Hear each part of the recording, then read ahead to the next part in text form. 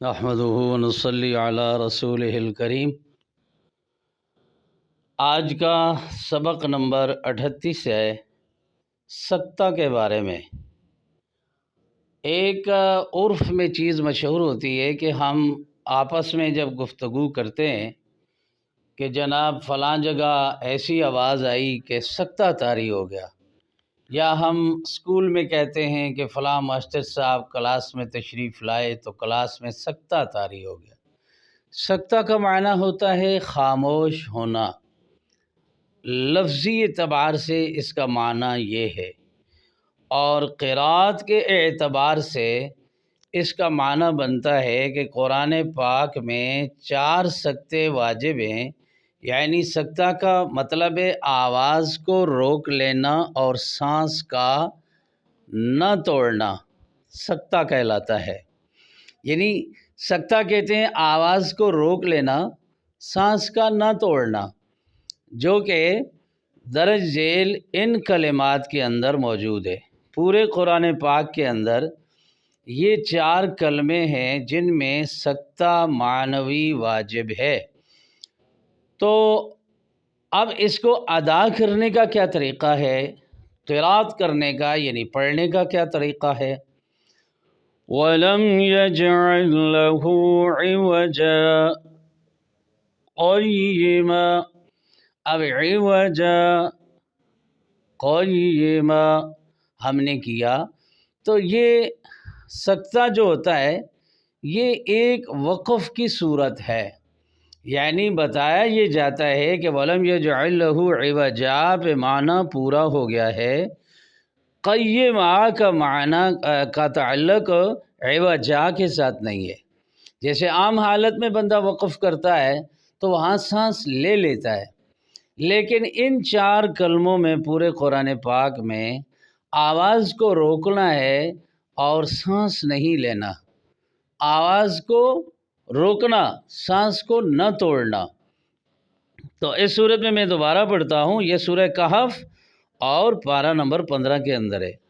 وَلَمْ يَجْعَلْ لَهُ عِوَجًا قَيِّمًا، تو اس انداز کے ساتھ آپ سکتہ کریں گے۔ دوسرا سکتہ سورہ یاسین کے اندر ہے، پارہ نمبر 23۔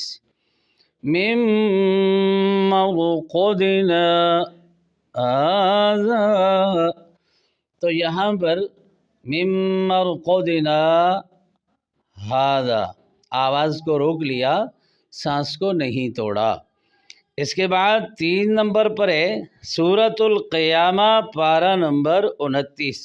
سورۃ القیامہ پارہ نمبر 29 کے اندر ہے وَقِیلَ مَنْ رَاقٍ، وَقِیلَ مَنْ رَاقٍ، من کے بعد آواز کو روک لینا ہے، سانس کو نہیں توڑنا۔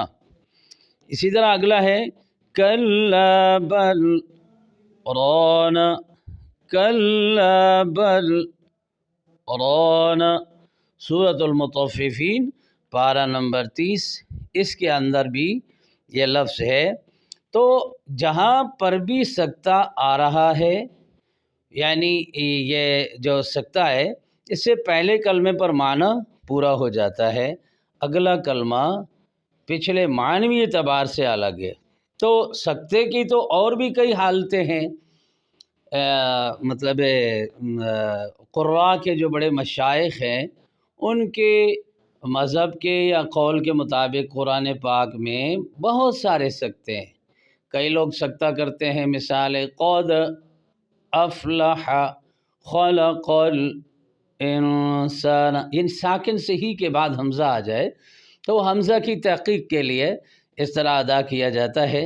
بہرحال عام حالت میں جو قرآن پاک کے اندر یہ سکتے ہیں یہ 4 آئے ہیں، ان کو ذہن نشین کر لیں۔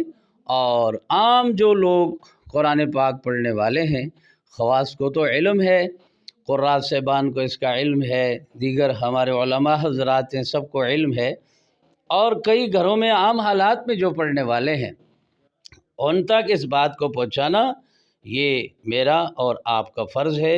اللہ تعالی عمل کی توفیق عطا فرمائے۔ وما علینا الا البلاغ۔